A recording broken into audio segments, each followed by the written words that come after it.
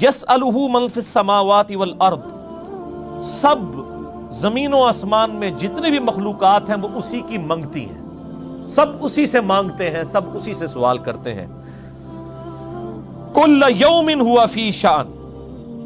اور اس کی شان ہر روز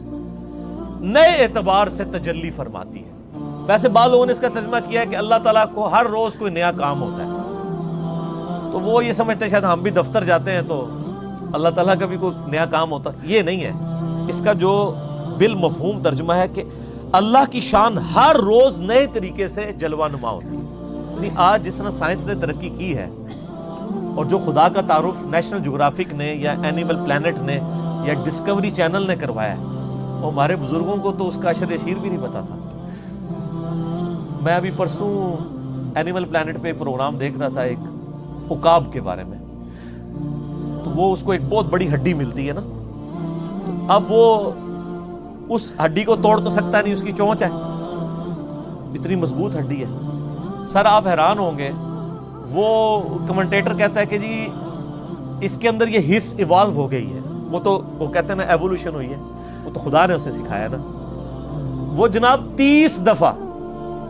اس ہڈی کو اٹھاتا ہے، اتنی بڑی ہڈی دونوں پنجوں میں، اور زمین سے تقریباً 1.5 کلومیٹر اوپر کی ہائٹ پہ جاتا ہے اور کوئی سخت چٹان دیکھ کے اس کے اوپر گراتا ہے اس کو، اور یہ عمل وہ 30 دفعہ ریپیٹ کرتا ہے،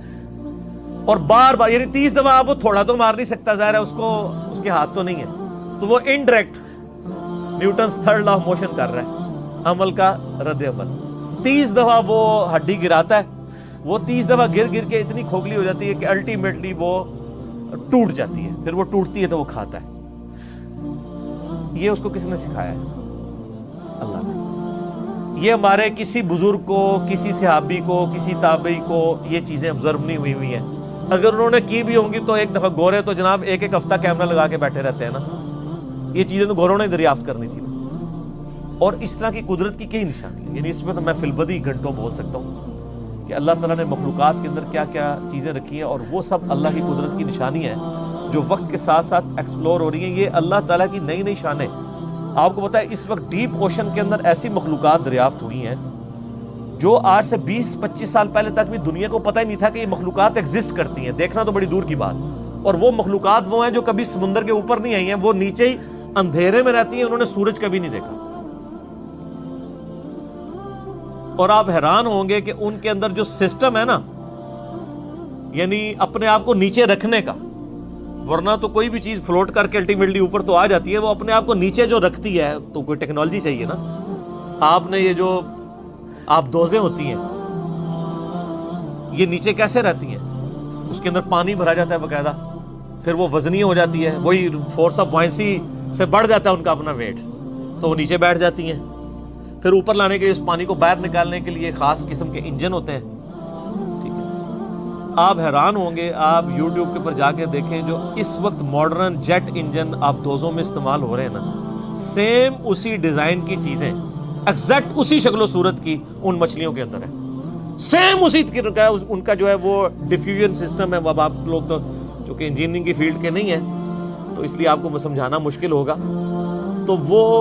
سیم وہی سسٹم، ڈیزائن تک وہی ہے۔ یعنی اگر انسان آپ دوست بنانے سے پہلے زمین کے یعنی اس طے تک پہنچنے میں کامیاب ہو جاتا تو اس کو ڈیزائن بنانے کے لیے اتنی محنت نہ کرنی پڑتی، اور وہ جناب ہزاروں سال کیا لاکھوں سال سے سمندروں میں ایگزسٹ کر رہی ہیں مخلوقات اللہ تعالیٰ کی۔ تو سر یہ آپ ڈسکوری چینل دیکھیں گے تو آپ کو پتہ چلے گا، کل یوم ہوا فی شان، ہر دن وہ نئی شان کے ساتھ، اس کی شانیں تو ہیں، وہ ہمارے سامنے نئی شانوں کے ساتھ ایکسپوز ہوتا ہے،